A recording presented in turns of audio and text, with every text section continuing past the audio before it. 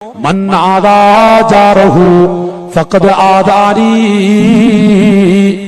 ആരാണ് അവന്റെ അയൽവാസിയെ ബുദ്ധിമുട്ടിക്കുന്നത്, അവൻ എന്നെയാണ് ബുദ്ധിമുട്ടിക്കുന്നത്. ആരാണ് അയൽവാസിയെ ചീത്ത പറയുന്നത്, അവൻ എന്നെയാണ് ചീത്ത പറയുന്നത്. ആരാണ് അയൽവാസിയോട് പിണങ്ങി നടക്കുന്നത്, അവൻ എന്നയോടാണ് പിണങ്ങി നടക്കുന്നത്. വമൻ ആദാനി ഫഖദ് ആദല്ലാഹ്. ആരെങ്കിലും എന്നെ ബുദ്ധിമുട്ടിക്കുന്നുവെങ്കിൽ ഫഖദ് ആദല്ലാഹ്, അവൻ യജമാനനായ റബ്ബിനെയാണ് ബുദ്ധിമുട്ടിക്കുന്നത്, അവൻ യജമാനനായ റബ്ബിനോടാണ് കളിക്കുന്നത്.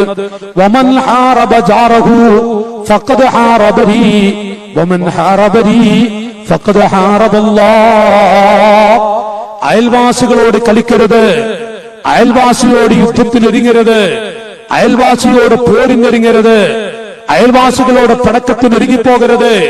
അയൽപ്പക്കത്തുള്ള ആരോടും, അയൽവാസികൾ ആരോ ആവട്ടെ, അവിടെ മനസ്സ് പൊട്ടിക്കരുത്. യജമാനനായ റബ്ബിനോടാണ് കളിക്കുന്നത് എന്നോർത്തുകൊള്ളണം മുഹമ്മദുർ റസൂലുള്ളാഹി സ്വല്ലല്ലാഹു അലൈഹി വസല്ലം സ്വഹാബത്തിന് പഠിപ്പിച്ചു കൊടുക്കുന്നുവെങ്കിൽ സുബ്ഹാനല്ലാഹ്. ഈ ഒരു വിഷയമാണ് പ്രിയപ്പെട്ട സഹോദരങ്ങളെ നമ്മളിവിടെ ചർച്ച ചെയ്യുന്നത്.